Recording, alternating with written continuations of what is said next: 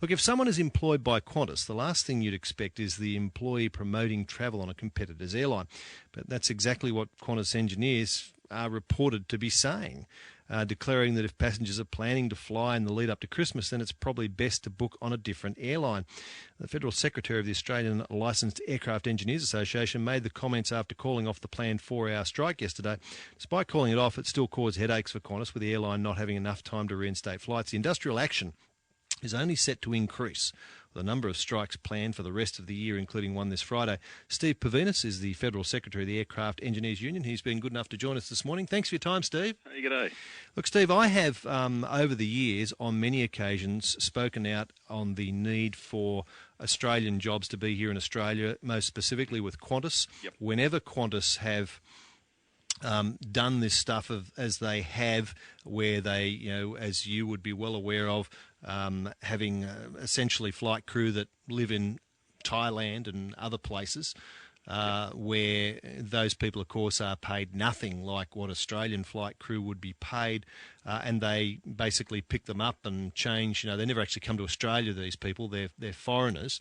I've spoken out about all of that on many occasions. It's my belief that Qantas should be an entirely Australian airline with Australian staff flying out of Australia. Mm-hmm. I've always supported that situation very strongly and very publicly.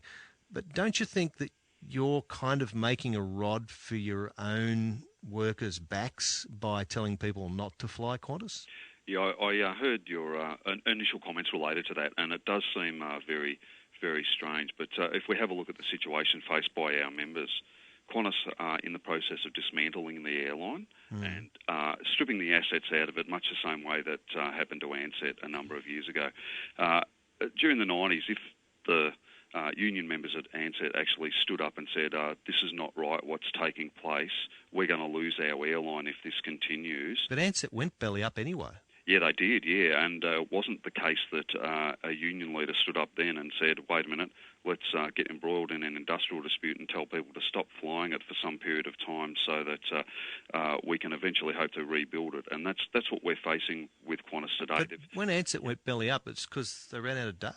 Yeah, that's because Air New Zealand stripped all the assets out of the company and left them, for example, with a 767 fleet that had missed maintenance checks, grounded, and all of these things led to the demise of Ansett. And we're seeing a lot of the same people who were at Ansett during that period are now in charge at Qantas, people like Alan Joyce.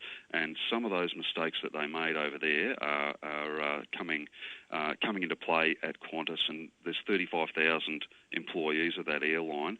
Most of them, like myself, have dedicated their whole careers to that company. Would like to see it there in the future, and as it stands today, we've got Qantas have announced $9 billion worth of investment, 110 new aircraft, and not one of those is going to come to Qantas. Instead, they're going to be deployed on new entities that are yet to be named in Asia that are going to compete directly on the routes that Qantas should be servicing.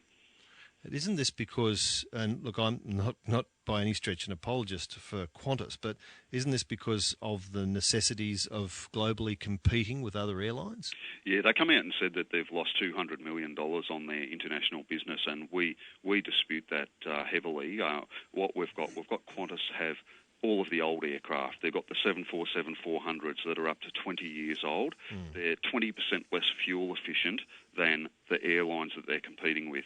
Now, you would think that if they're going to have a heavy investment in new aircraft, they would be replacing that old fleet so that they can compete on a level playing field. But instead, they're developing new companies in Asia that are going to take away the routes from Qantas, and effectively what they're doing is asset stripping the company, and there will be nothing left of Qantas if management have their plans as they've put in place today. But you'd have to expect, wouldn't you, reasonably, that management will have their plans as they put in place, that regardless of anything the union does, if it's Qantas's plan based on commercial necessity to change everything around and have very little Qantas in Australia, how will you stop that?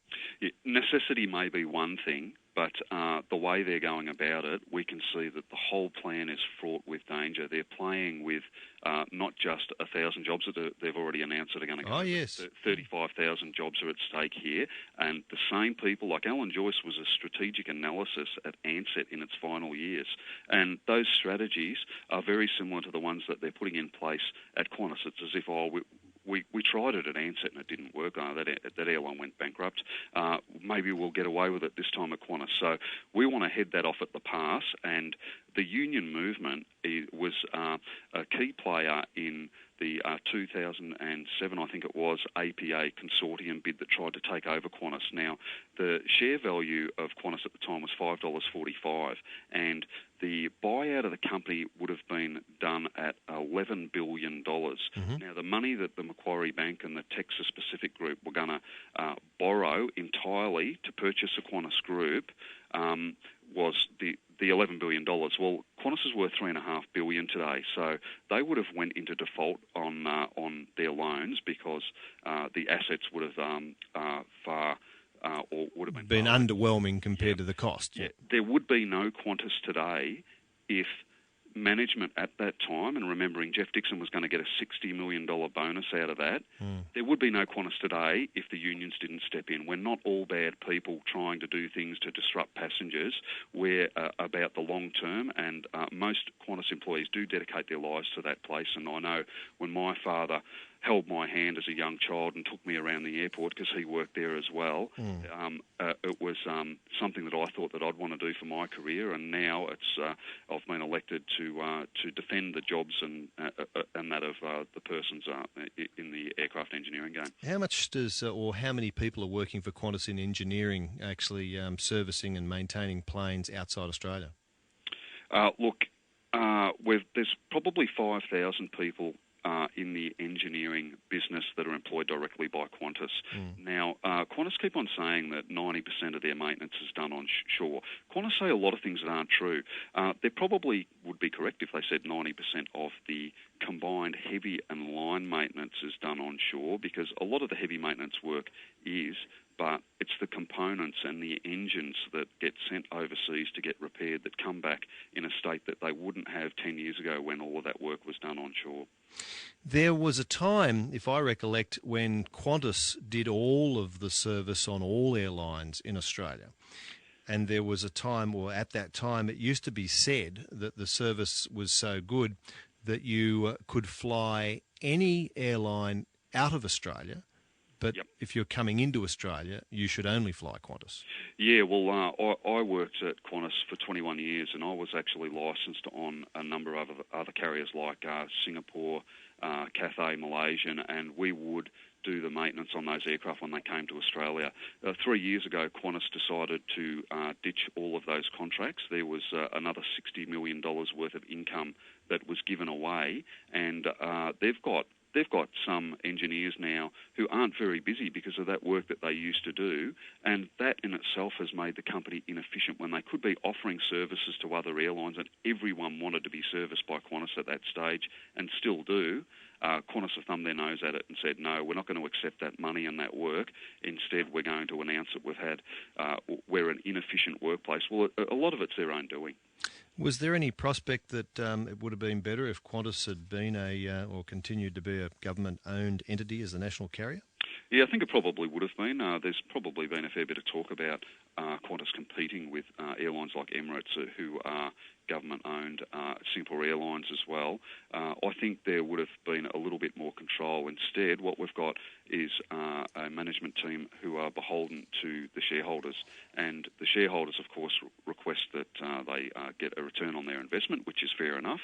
But decisions are being made based on economic circumstances without consideration to the safety aspects and other matters that come into play. And then we've got managers and a management team who are in the airline for the short term, and generally I think the turnover on CEOs is 5 years. I know that James Strong said a number of years ago that everyone should leave their job and have a fresh start every 7 years.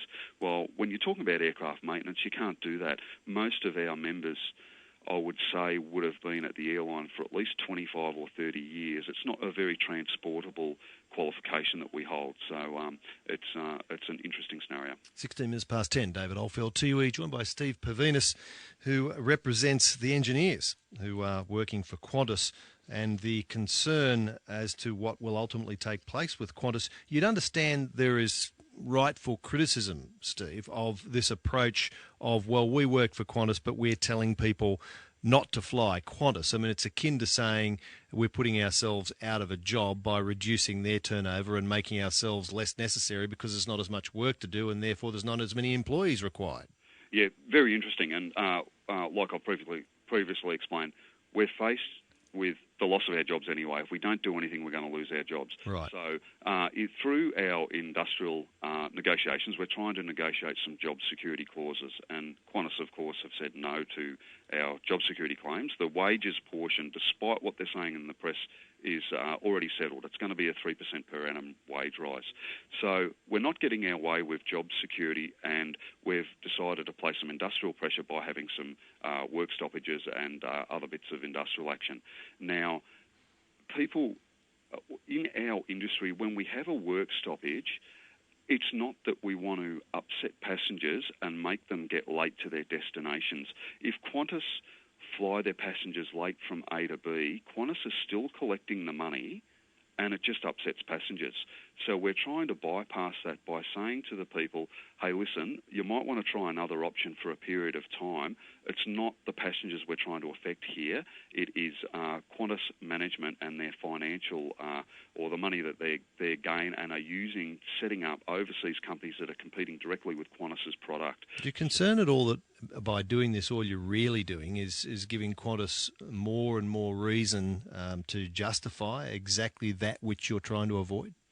Yeah, I'm really worried about the press and how things are being reported. Qantas seem to have free rein to say whatever they do. They keep on making these statements like Alan Joyce gets paid less on an hourly rate than a Qantas captain, and the statements are just absurd. The man earns $5 million a year. I'm concerned that we are losing public support for what we're doing. Qantas have spent millions, I think, in the last couple of days putting advertising in the main papers around Australia. I mean, as a union, we can't do that. I'm sitting here in an office where I'm in a cubicle that I share with another union. For us, the public relations campaign's a really difficult one, and we're doing the best we can to get on top of it, but we're up against a machine here, and all we can do is try and get our point out as much as we can. So it's make or break. You have no choice. All you can do is industrial action, which, of course, causes great difficulty for the public. They're not the ones you want to upset, but it's the only thing you can do in your campaign, and you see it as a sort of try and retain something or lose the lot. Yes, and look, we have done something very unusual as well for a union through this dispute. We've written to Qantas continually and said we're going to have a 1 hour stoppage, we're going to have a 4 hour stoppage. However, our members who are rostered off on that day, we will do everything to help you encourage them to come in and work on overtime to cover the period of the stoppage so passengers aren't affected. Qantas have continually said no to that. They've said no, we'd rather have the disruption so that we can hopefully get the government to intervene and say that you're causing damage to the economy. So they've not accepted our offer of union organised strikebreakers. Thanks for your time, Steve. Hey, ciao. Bye for now, Steve Purvinas from the Engineers Union, most specifically those that are dealing with Qantas, the Federal Secretary of the Aircraft Engineers Union. Look, that's their side of things, and as he points out, they're probably not winning the campaign from a PR point of view, and they don't get the same sort of access to media. I always like to try and bring you all of the information and bring everybody's side of the story. I always fly Qantas. I have no expectation of changing that. Not that I fly very often. In fact, I haven't flown for a few years, though I'd like to. And I certainly always, by choice, fly Qantas. But I have, as I said to Steve there right at the beginning, I've always pushed this scenario that we do want Australian crews. We do want planes that are here in Australia. We don't want circumstances where cheap crews are able to be employed by virtue of them being based in Asia, being, well, generally people who are Asian, from Asia, live in Asia, have never come to Australia, not Australian citizens, and work on Qantas planes that pick them up in international destinations and drop them back off in international destinations. Now, I was very, very strongly in opposition to that years ago when it began. I maintain that position. But it's a commercial reality, it would seem, where Qantas is going. Can you find any sympathy for the unionists? Can you find any circumstances that would allow you to feel that it's okay to be inconvenienced by these circumstances? It does seem industrial action is their only choice. They see it as being try and do something to preserve their jobs now, or there will be no jobs at all. Personally, I don't think that they can win. They can only upset the public. And ultimately, if Qantas, by virtue of commercial realities, need to indeed virtually quit Australia, in a sense, that's sadly what will happen. And that's how private enterprise is.